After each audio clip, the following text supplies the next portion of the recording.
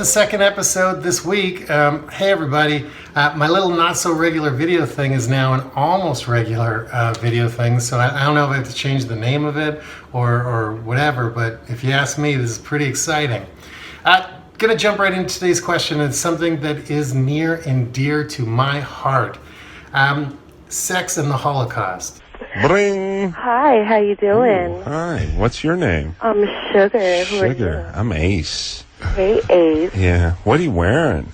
Well, I'm wearing a nice black garter. Just thinking about the Holocaust right now. Of course, if you know me, this is kind of what I talk about all the time. And of course, there aren't many places that those two things mix, but one is definitely the long-running radio and TV show Loveline with Dr. Drew. And that brings us to today's question.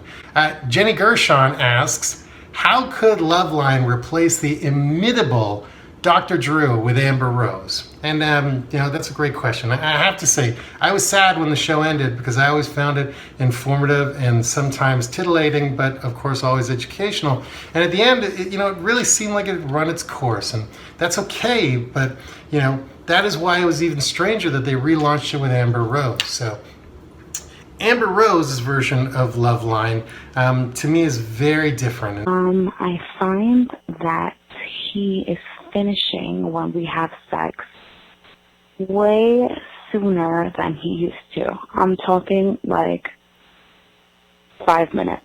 Like it's pretty bad. So my question is, how can I, kind of fix this?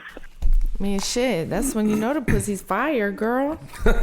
Yeah. Comes in 5 minutes? Tiana, there's no problem. That's a compliment. Yeah, I mean... And, that's not a good thing or a bad thing, it's just different. The old version had Drew as the anchor and the voice of reason, with Adam or Mike, the co-host, as the foil. In this version, Amber is the anchor, but not the subject matter expert, so the dynamic is very different. The show is very different. Furthermore, the big issue I have with the new Loveline is that, to me, it used to be about the caller.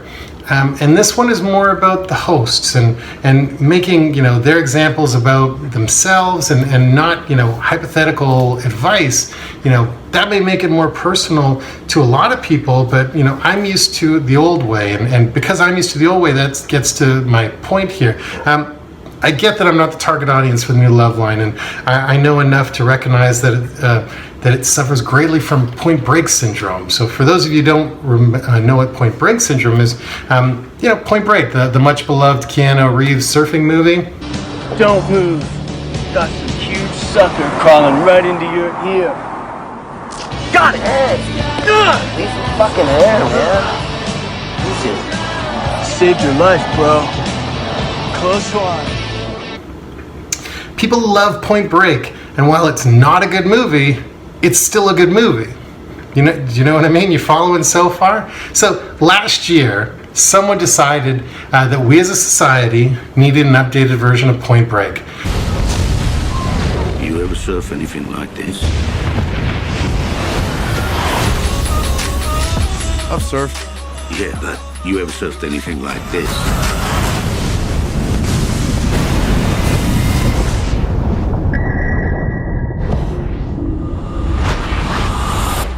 So instead of doing something new, an original story, or take a chance on a new writer, they decided to remake Point Break, and it was a huge budget movie that was mostly universally panned.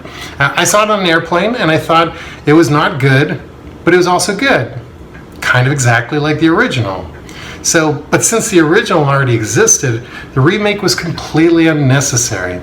So I'm not saying they shouldn't have made the movie.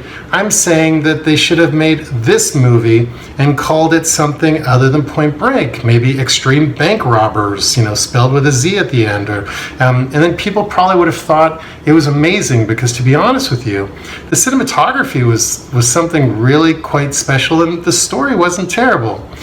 This brings me back to the new version of Loveline with Amber Rose. Like the new version of Point Break, it isn't good, but it also isn't bad. It's just very different. some reviews have been really unflattering and harsh. And part of the reason I think people have such a visceral reaction is because this is new Coke. They're used to one thing, they're trying to be sold one thing, but it's not that thing. So by reusing the Loveline brand the same way they did remaking the movie, people go in with expectations and emotional connections. You know, I talk all the time about emotional connections, they're very powerful. So if they just released a movie as a standalone, or they just released a show and called it The Refractory Period with Amber Rose, people would give it a completely fresh chance with zero expectations. They decided not to do that, and that's possibly why people are reacting the way they are. So to answer your question, why did they replace Dr. Drew with Amber Rose? The question is, I don't know, but in some ways I wish they hadn't, but at the same time, it's not so terrible.